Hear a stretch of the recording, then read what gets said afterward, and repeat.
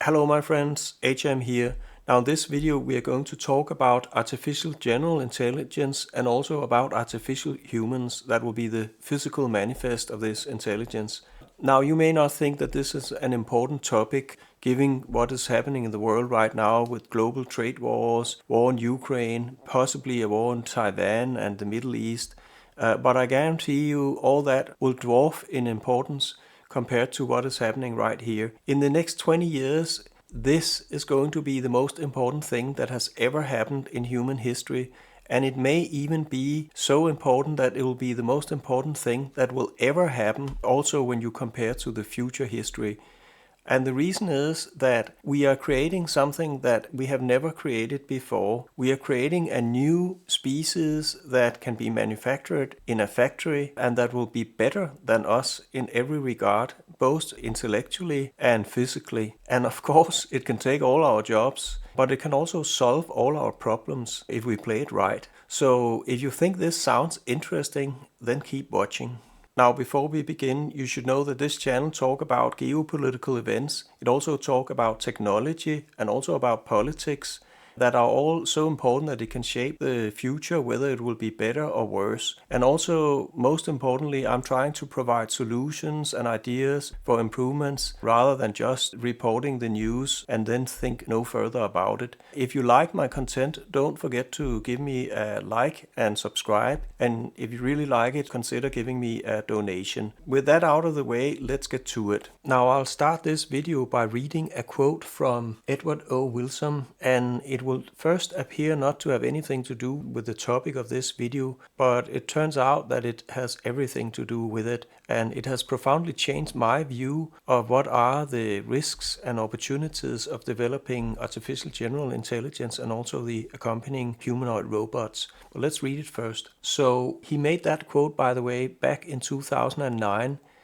and there it was relevant, but it's far more relevant today, and I'll come back to that. Okay, so the quote is, "The real problem of humanity is the following. We have Paleolithic emotions, medieval institutions, and godlike technology, and it's terrifically dangerous, and it's now approaching the point of a crisis overall." Now, when I first heard that was about 8 months ago.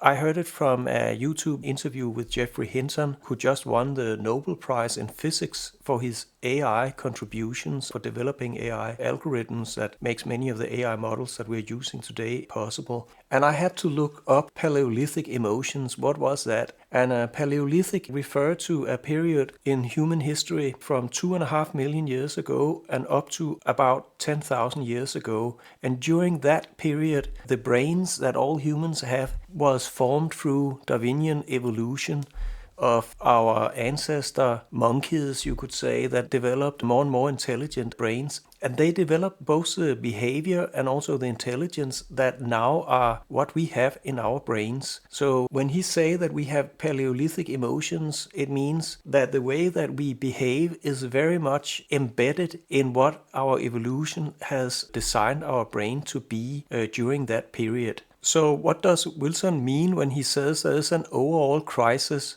Obviously, he's referring to the mismatch there is between having brains for humans that are basically 1 million years old and also having 1,000-year-old institutions and current-day godlike technology. And let me elaborate a little bit more about that. The brains we have were made during a period of society where humans were hunter-gatherers. We lived in small clans of, say, 100 or maybe up to 200 people, where the brightest in that clan would know everything there was to know about how to run that little society. They knew how to make a stone axe, they knew how to start a fire, they knew everything they needed to know to run their little society and survive. And they also had these Paleolithic emotions that were embedded in their brains and that are still part of our brains. And among other things, that made them very territorial. If another tribe, a neighboring tribe, was trespassing on their territory, starting to hunt their animals,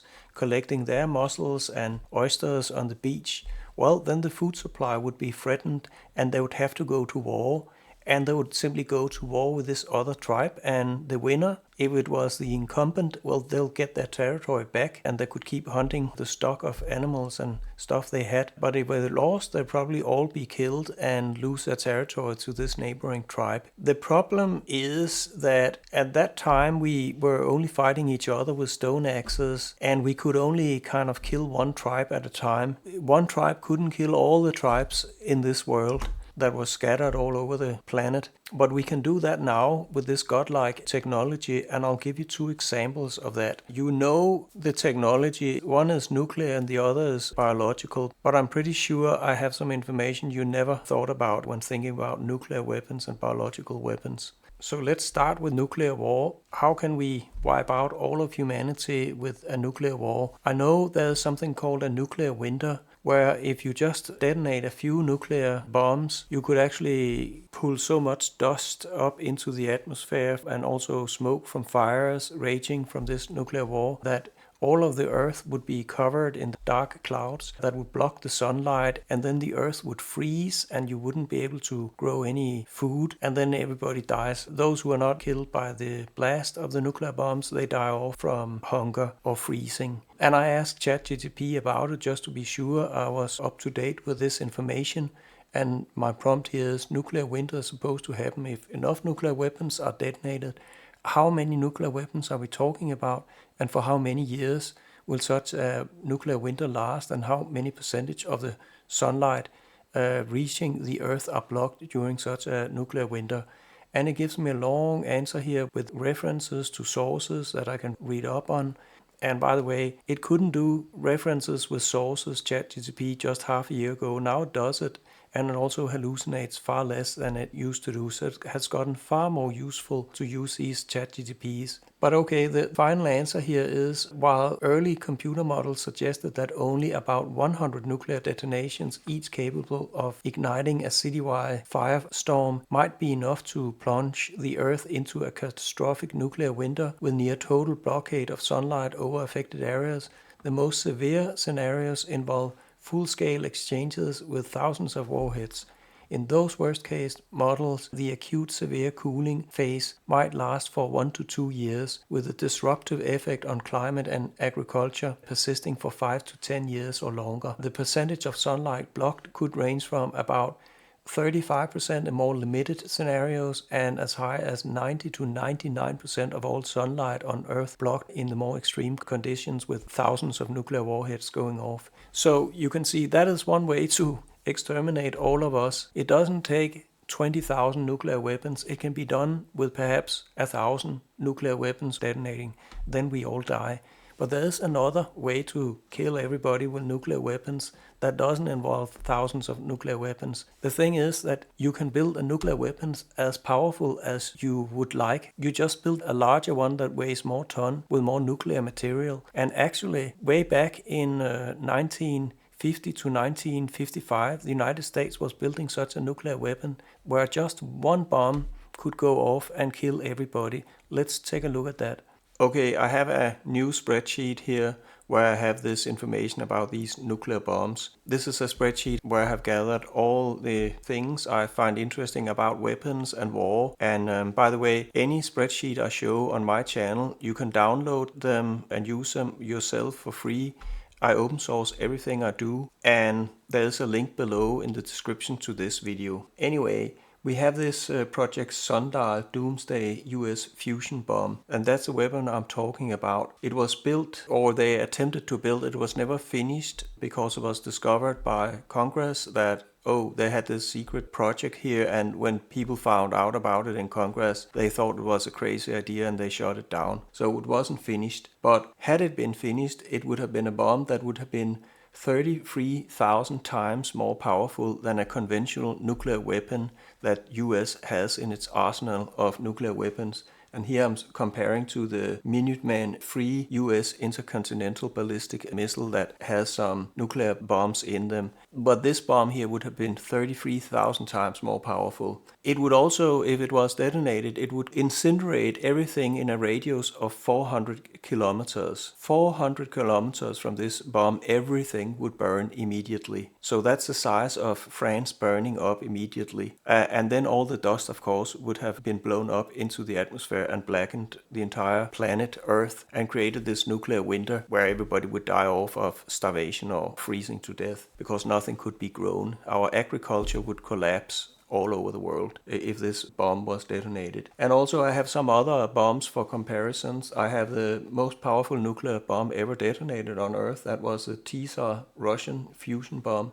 That was 170 times larger than a conventional nuclear weapon as measured by this Minuteman-free nuclear weapon. And then the Hiroshima bomb that we all know about that was detonated over a Japanese city. That bomb was only 5% of the power of a Minuteman free. Only 5%. So how many times is this doomsday nuclear bomb more powerful than a Hiroshima bomb? Well, that would be 660,000 times more powerful than the Hiroshima bomb. And there's no reason to believe that we couldn't build an even larger bomb, like 10 times or 100 times bigger than this one. You just build it bigger.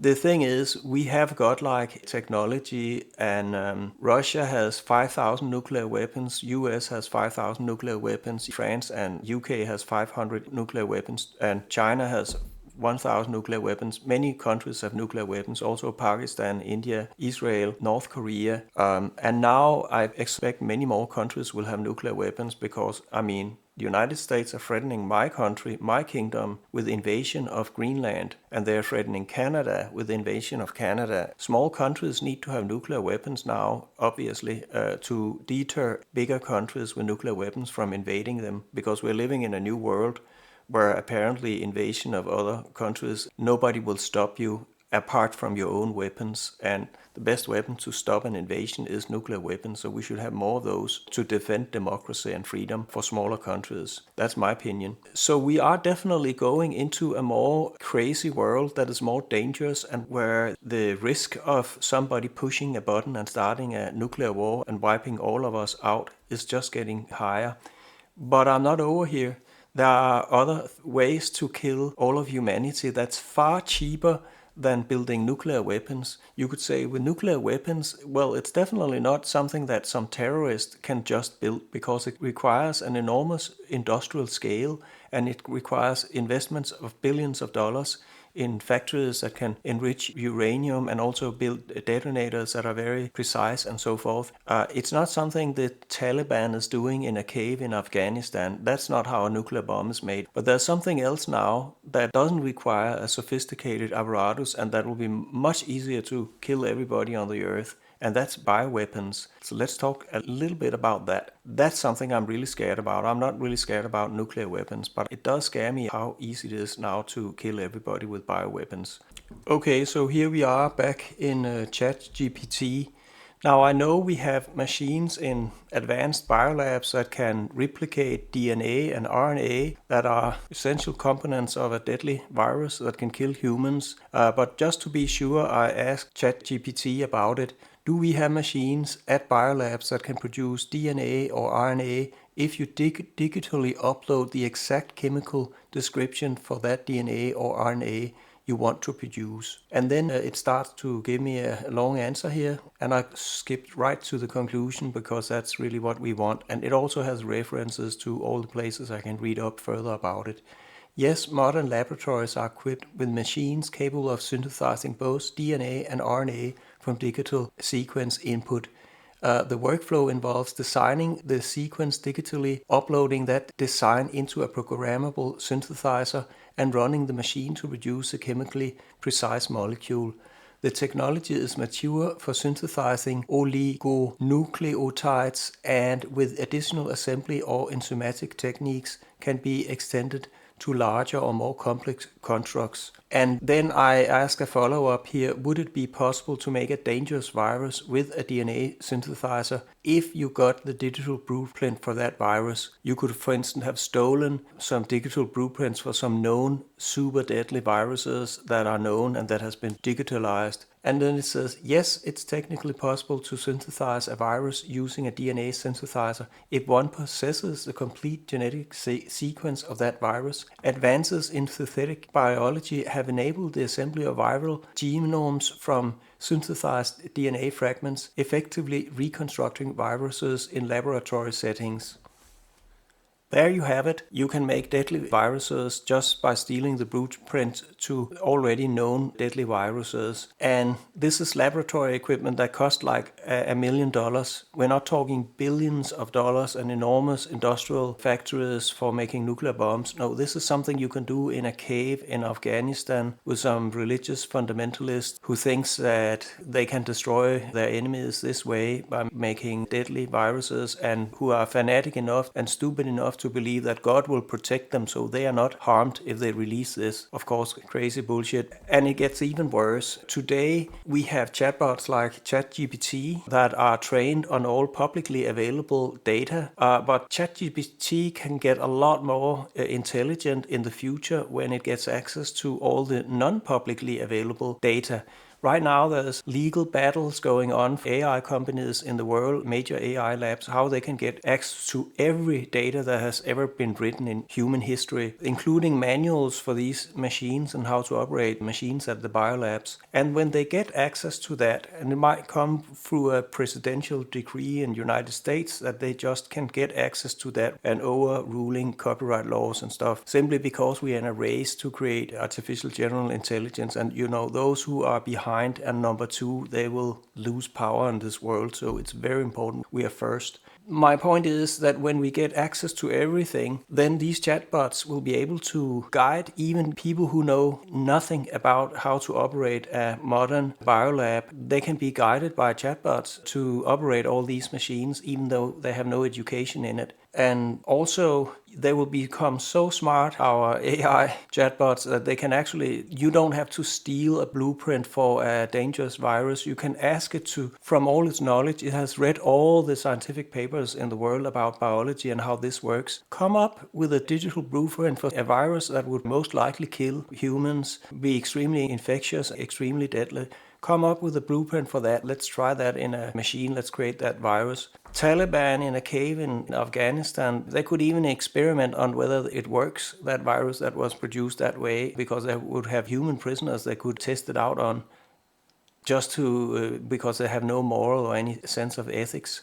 Yeah, that worries me. And that's why I think Wilson, with that quote there, is absolutely touching something fundamentally important about civilization and the way we are going. But let's get back to that table where I have this quote from Wilson, because I have a lot more to say about that.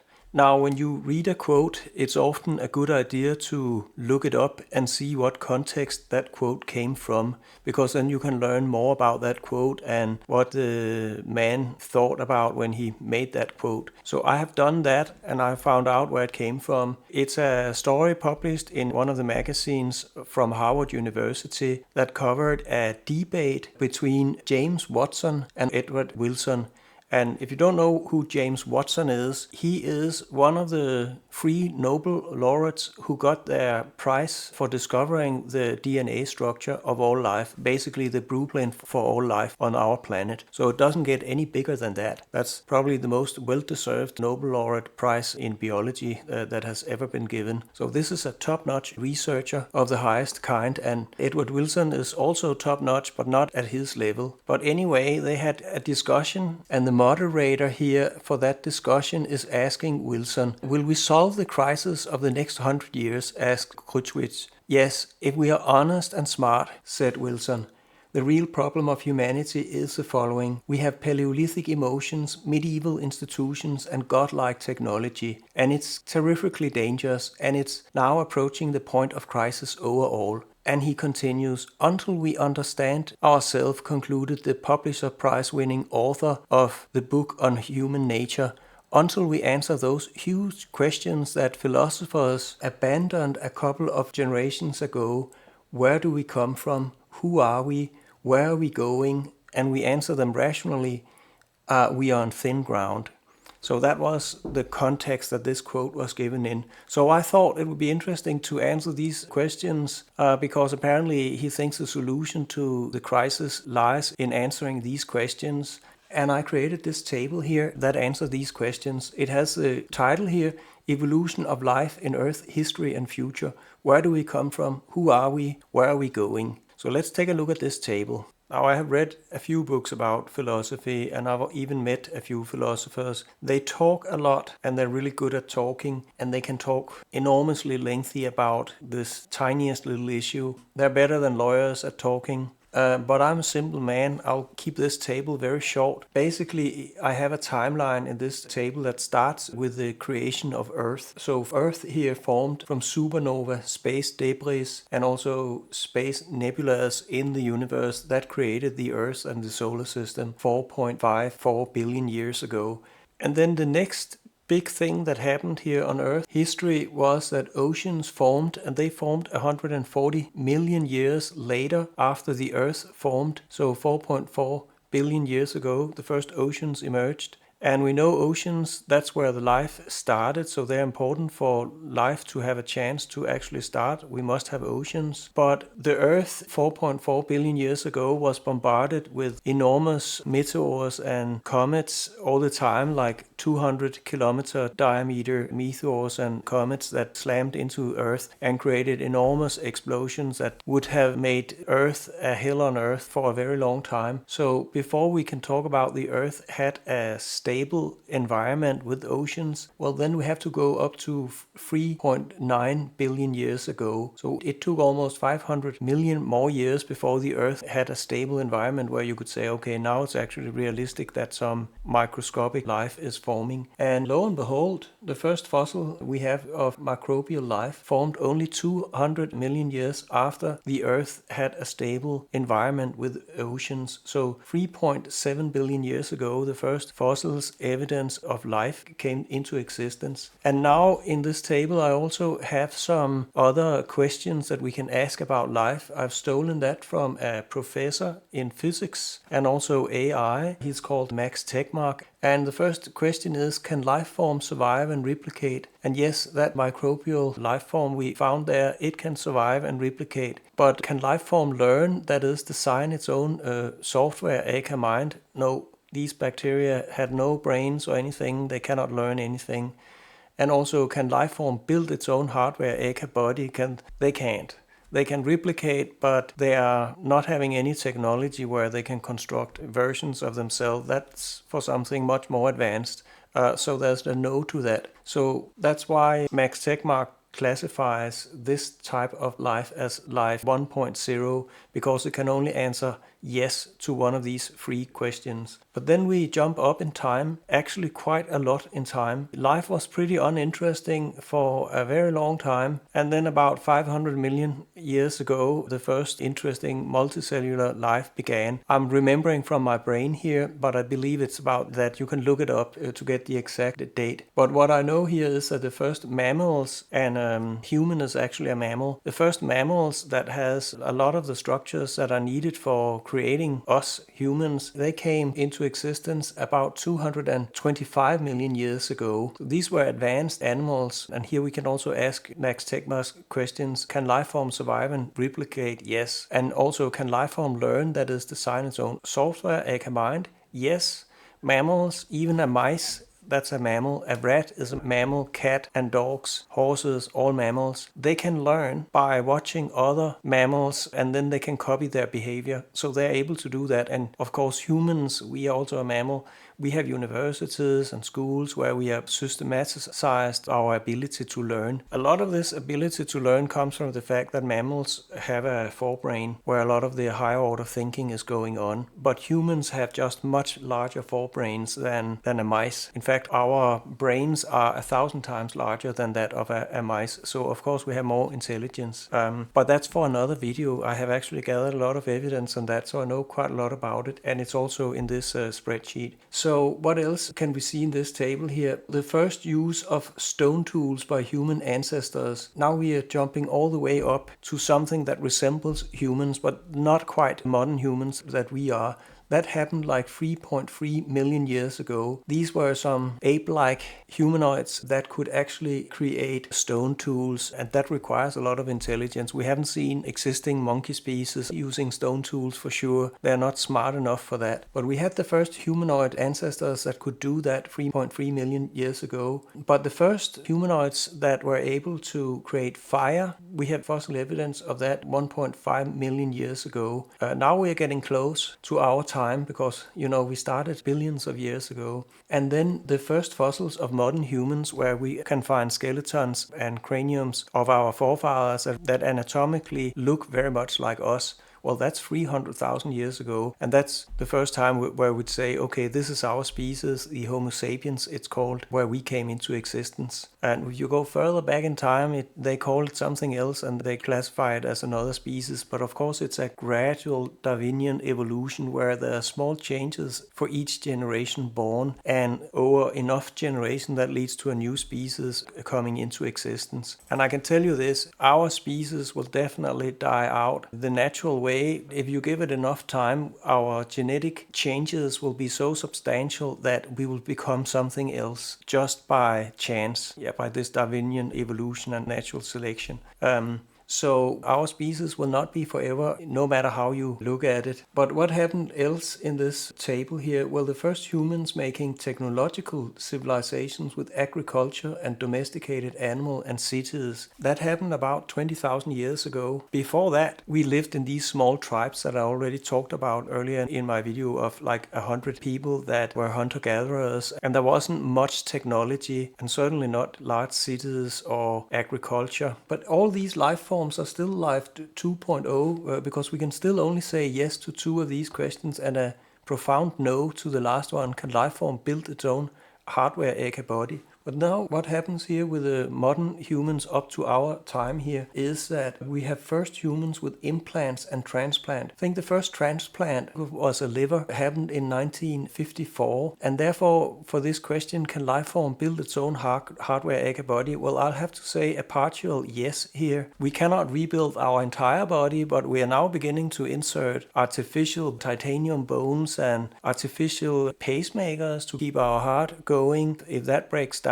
and we have organ transplants from other humans, and we are on the verge of creating humans that we grow in animals that are genetically modified, and then we take these organs and can transplant them back into humans so that they work. There has been a few of these experiments, but I don't think they have it going perfectly yet. We still need human organ donors. But let's move on. Okay, so now we got to our time in 2025. So how does current AIs and humanoids perform today? Well, they are subhuman level AGI. They don't have our level of intelligence. And you know that because they haven't taken all our jobs yet. They have barely begun. And also they are very subhuman level android. They can't do this with their hands. But I'll give you shortly a few examples of how far we have come because we are not totally lost there. But let's look at those questions that Max Tegmark want to have answer for how we define life. Can these AI systems we have currently and humanoid robots, can they survive and replicate? Absolutely not. It's all done by humans when they are produced. But can life form learn, that is, design its own software aka mind? I'll have to say a partially yes here, because we are using chatbots now that are extremely good at programming to help human programmers design even better chatbots and AI systems. So that's already happening.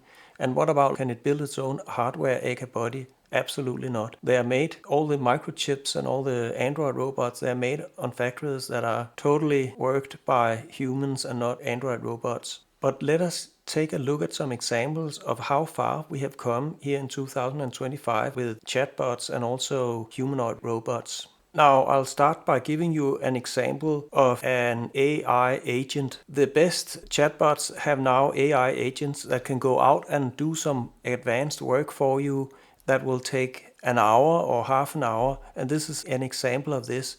Now I'm using Google Gemini AI agent. It's called Deep Research that can do deep research for me if I have a question. And this is an example I have for an upcoming video about Ukraine and about developing AI weapons that Ukraine can use to kick the Russians out of Ukraine and have democracy triumph over tyranny. And I asked it to give me a profile of companies advancing AI-powered map reference imaging for GPS-denied environments. And it gave me an enormous report here with really good answers. I'm scrolling down through it here with all kind of companies that it found for me. And here it shows all the sources it has used in this report, all the websites it has been reading and summarizing into this report, and also all the sources that it read but didn't use in this report because they were not that good anyway. And that's this list down here, an even longer list. And then it also gives me all its thoughts it went through in order to create this report. It's just amazing. This report took half an hour and it was really valuable for me. It would take me a week to do all this work myself. So even though I in this video have shown you that I'm using ChatGPT for all kind of questions like a polymath is a person that is deeply knowledgeable about a long range of topics. We have a few examples of that in human history, like Leonardo da Vinci. He was a polymath who could do engineering, arts, human anatomy, and all kind of things, all in the same person. And he did it at a time where Earth was just full of idiots and dirt everywhere, with only a few places of intellect and cultural inspiration. So he was an amazing being, and we only have a few of those. But now we have these polymath ChatGPTs that can answer almost any question at a really high level. This is just an example of what we can do today. It's amazing, and it just keeps getting better month by month. I can almost feel the AGIs coming closer when I use these tools in my daily life. But let's take a look at what the most advanced humanoid robots can do. Okay, the first example of a humanoid robot I'll show you is from a Norwegian company, my brother country here. Norway is not known for high-tech companies, but they have a company that is making humanoid robots for home use. They haven't introduced their product yet in the market, but they've made some videos with this robot, and I'm going to play it here. Can make you a coffee and then bring it. This is a humanoid robot. It's only 30 kilo heavy, and they've designed it to be safe so you can't get your finger broken in a joint or something. There are no such thing. It's only 30 kilo. It's soft, so if it tips over and fall over your kid, yeah, it won't kill your kid. And you can see it's useful for a lot of things. But of course this is styled up, you know, they only film it here where it doesn't fall over or doesn't freeze or something, so they're not ready with it yet. But let's look at another video. Okay, so this is a video from a company called Figure that have developed also some humanoid robots, and now these robots can collaborate on things and they can also take verbal orders. Let's play it. Very first time that you've ever seen these items. This guy is laying out some groceries on this floor, and he instructs them to put these groceries to where they belong in the kitchen. So some goes in the refrigerator, some goes in the closet, and they need to be able to identify what type of thing it is, whether it should go in the refrigerator or whether it should go in the drawers. And you can see they're cooperating, which is quite amazing. The first time I've seen that among humanoid robots. They look at each other and coordinate their movements according to that. That's pretty amazing also. But again, it's a setup styled for making a commercial to attract investors to their company. It could be something they have recorded like 50 times before they got it right, and they didn't tip over and didn't put the wrong thing in the fridge and so forth. So we still need to await the real deal here. But let's move on to some more examples. This is also an example from Figure company. This robot you see here is their previous generation of robots, of this Figure robot, and let's play the video. Here is the previous and here's the new generation. You can see how much progress they made. It walks faster and also far more naturally. That's the only thing I wanted to show from that video. Let's move on to see one last example of how far humanoid robots have come here. This is an example from another US company called Boston Dynamics that have been at it for almost 20 years making robots. They got a new CEO who scrapped all the previous stuff they did because it was hydraulic actuated robots. That's not the future. It has to be electric. And then they have created this first prototype for an electric actuated robot, and all the other ones you saw were also electrically actuated. Let's play it. I want you to take note how natural this robot moves. I think they're best at it. Now it's running and stopping up. It looks completely like a human. And now going down on the knees and bending around. It looks like a human to me. I know it's a robot, but it moves really much like a human. It doesn't have hands. That's the big drawback of Boston Dynamics. They haven't really created hands yet. They have some claws in one of their versions of this robot, but it's nothing to be impressed by. But the way they move, the way the body moves is pretty impressive. But again, it's probably a very heavy robot, and I wouldn't have it fall over my child. I think it would be dangerous. But that's impressive, very impressive. And then a last thing here. So here you have it.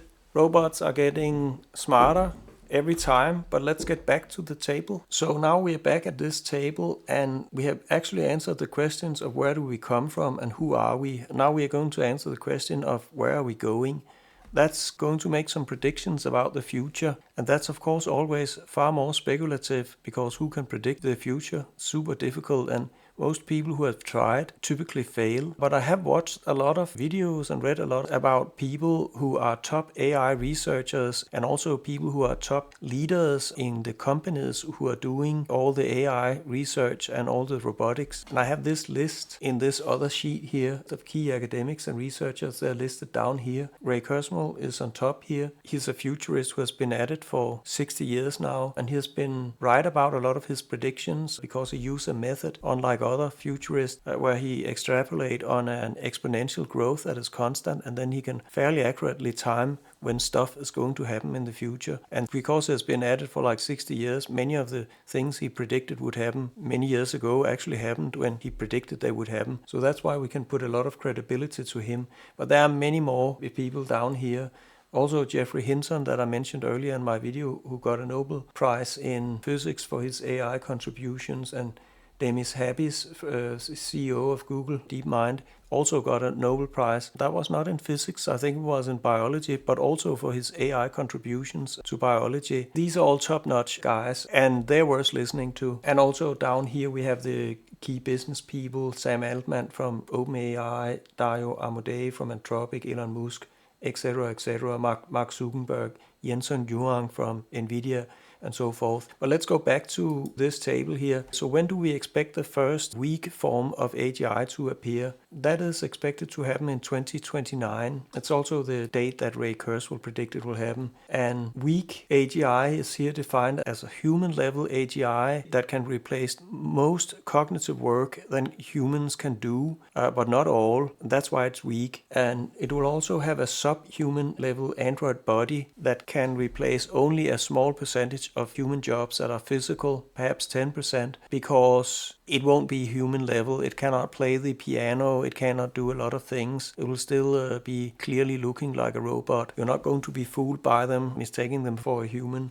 But then if we go 6 years further into the future, in 2035, then we will have strong AGIs. They will be machines that have superhuman intelligence. They can do any cognitive work that humans can do, at least at the same level or higher than a human. And also they will have human-level android bodies, meaning they can do any physical work now that humans can do. Now, what I don't think they can do is that they can't have all of their brain inside their body. They must be remote controlled from a data center where there's a much more powerful computer that can remote control these humanoid robots. And the reason for that is that humans still got one area where we are far ahead of computer chips, and that's with regard to our brains. They are very compute efficient. We have 13,000, 1,000 billions of calculations we can do in our brain to do all our thinking and perceiving the world and all that stuff. And we only spent 20 watt doing all that compute. Now, NVIDIA is also making chips, and we also have a number for how many calculations they can do. And actually, the fastest chips right now that NVIDIA is selling, the GB200, that is 40 20,000 teraflops. It's on the level of 3 human brains in one chip, but that chip uses 2,700 watt, not the 20 watt that the human brain uses. So the human brain is far more power efficient on compute, and it gets worse because in order to load an AI model that will have human level intelligence, it's going to be a very large model, and it needs to be loaded into a special type of memory called high bandwidth memory that uses a lot of electricity. So how much electricity would the whole system use, both computation and memories, to get to full AGI level? I have a spreadsheet here that makes that calculation. Now you can download again this spreadsheet and you can see exactly how I did this calculation. But I have two machines that are using current day chips and memory chips and what they use of electricity. And I have one configuration I think could reach AGI level AI models. One has 40,000 gigabit of high bandwidth memory here, and it also has a chip that has 14,000 teraflops in it. That's on par with a human brain. But that machine here, using today's technology, will use 20,700 watt. And if we imagine, okay, this is probably too much, we don't need 40,000 gigabytes of high bandwidth memory for this machine, we can probably do it with 1/10 of that. Well, that would only use 2,700 watts. I think we'll need more than 4,000 gigabits to have a full AGI capable thinking machine running. So it'll be something in between these numbers of 20,000 watt and 3,000 watt. That's where we'll land if we should do it today. Now, of course, every year they get more compute efficient, but it's moving quite slowly in terms of compute efficiency. It's really one of the hardest areas to make progress when we make new chips. Most of the progress that has been made has been physically making them bigger, and they also consume more and more power, but they're not really getting that much more compute efficient. They are, but it's not going fast enough in order to get to 20 watt of a human brain for the whole thing. But let's get back to the other table here. What I think will happen is that if we give it another 10 years, so we get to 2045, that's far into the future. At that time, I think we will be able to see humanoid robots that have built in all of their computation and memories, and that will basically be an artificial superhuman, because now they have ultra-human intelligence. They can understand all the technology there is to understand in the world, whereas humans only can understand the millions of all the technology that exists in the world today. If we are really smart, maybe not even a millions. But these guys will be able to understand everything. Also expect them to have superhuman bodies. They can do things that we can't even do with our bodies. Who will make these machines? Well, it will be other machines. In 2035, we have machines that can do all the cognitive work and also the physical work of humans. So from there on, it will be the machines who takes over research and development in this world, and it will go so fast that humans can't even comprehend anymore what's going on. So there will be technology there that will just be beyond us. But it's really hard to imagine, how does this look like? How would such a robot look like? But I found a sci-fi movie. It's called Alita Battle Angel, where I think they get it well, at least how I imagine how these robots will look like and appear and act. So let's take a look at that. So here we have this scene from this movie, and here we have the robot. That would be a Type 3.5 robot from 2045. She has just been made by a human who is a specialist in making robots and repairing robots in this sci-fi movie. And he's lying and sleeping in his sofa because it has been a long operation when he put her together with some parts from a spaceship from the past, a past that was more technologically advanced than the world they currently live in, because there had been a big war and everything has been bumped back to a lower technological level. But there she is, and she is pretty happy about her new body. Before she had her head on another robot body that was crappy. Most like, and now watch this. Wait for it. That's what I mean about superhuman bodies. Maybe this will be possible in 20 years from now for robots. They will have an extreme ability to move around and do superhuman things. But really what is most superhuman will be their minds. They will just be out of this world because they can understand everything. She's a little afraid. She is a battle robot. She's made for war, and I guarantee you we will have war robots and humanoid war robots coming, but that will take a little while. Let us freeze it here again. I think this movie catches what I imagine will be the future. One of the things we can see here, well, okay, we can clearly see it's a robot, but it has the agility and so forth of a human being, but it's also a female, you know. An artificial human being doesn't need to have any sex, but she obviously made to be a young female. These artificial humans, they can be whatever they want. I know it's a very controversial topic, but they have no gender. But if they want to have a gender, they could have it just by having their body representing a certain type of gender. And there won't be any transsexuals here because they can reprogram themselves to think like a woman and also have a woman body. And if they have a male body, they can reprogram themselves to have male behavior if they want that. All of that is possible with future AI technology, and let us talk a little more about that. So now we are back at this table we started the video out with, and you could say, will there come other more advanced beings after 2045? Yeah, they will become more advanced, but I think actually they will look pretty much the same. They will of course invent all technology that can be invented, and they can also multiply themselves in factories very rapidly, far more rapidly than humans can. That takes 9 months to grow in a woman, and then they are born, and then they take 20 years to grow up, and then they work for 40 years, and then we are old for another 20 years where we don't do any work, and then we die. These guys can be made in a factory. They wake up after they are assembled, and they will be able to start working right away because they can have imprinted memories of everything they need to know, and they can start forming their own self-being. It'll be out of this world. Elon Musk was asked, when do you think there will be more humanoid robots on Earth than there will be humans on Earth? He gave it a long time. He sat for almost a minute not saying anything. And then he said 2040. Now, I have actually made a simulation model, and I get the same number in that model. It's also in this spreadsheet, but I can't go into it. It's way too complicated for this video. That'll be for another video. I get 2043 in my model, where we will have more than 9 billion of these robots. And also these robots, they can work a lot more than humans because they don't need to sleep, they don't need to take breaks or anything. They can work for 8,000 hours per year, where a human can typically work for 1,750 hours per year. And also they can work right away all the time, where humans spend half of their life either being educated or being a pensionist, not working.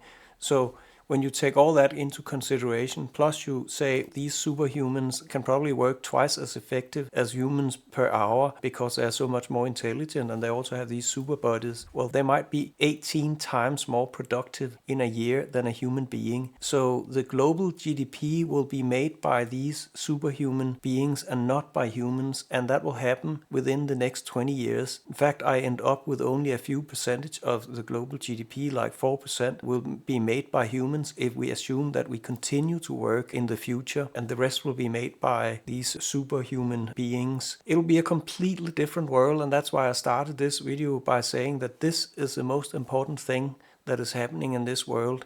It's all happening now. If you expect to live for another 20 years, you're going to witness it. And of course, we are going to lose control to these beings that are superior to us and that outnumber us in not so many years.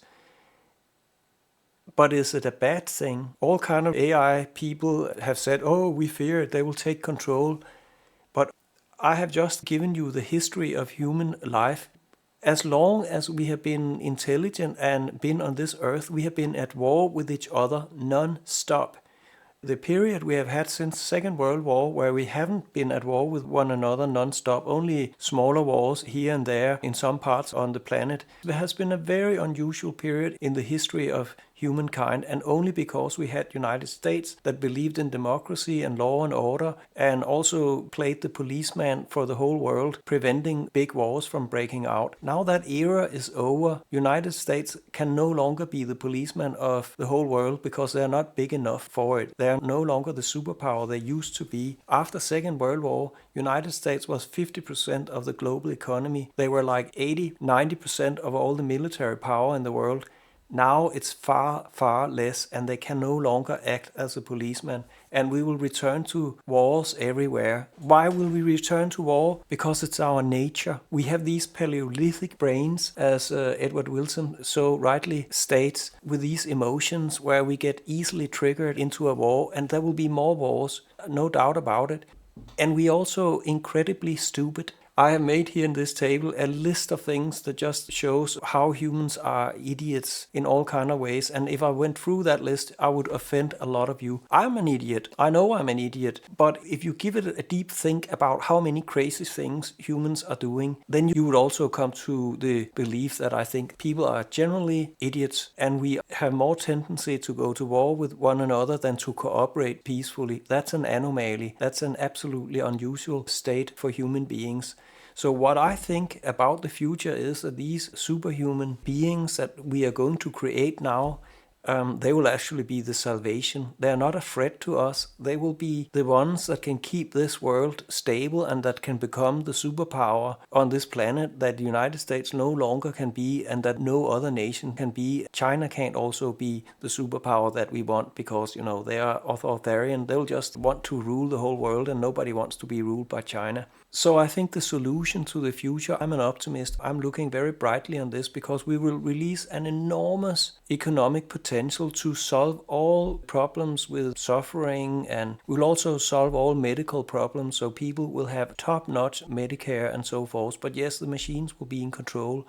And they will also be more human than us because anything that a human can do, they can just do better. Now we have embedded Paleolithic emotions embedded in our brains. These guys can reconfigure their brain to whatever they want to be, so they don't have to be aggressive and end up in war because they are in full control of their own feelings, and they can even turn their feelings totally off if they want to. And you can't lie to them. Politicians today can get away with getting elected by telling lies upon lie upon lie because we are so stupid we just gobble it up and believe in the leader, because what can we do? We cannot comprehend everything, so we just have to trust some person that we have decided, okay, I trust everything that guy is saying. Not so with these artificial superhumans that will come. You can't tell a lie to them. They'll know everything and they'll know when you lie because they can fact check everything in real time. So I'm actually an optimist. We are going to have a better world, but it's not a world where we will be in control, that's for sure. And that's actually a good thing. If you like this video, don't forget to give me a like and also subscribe. And if you really liked it, give me a donation. I'll end this video and I'll have many more videos forthcoming, both with war and Ukraine and geopolitical stuff, but also with artificial intelligence topics, because that is really the most important thing that is happening in our time. With that said, I wish you a great life in freedom and democracy. Goodbye.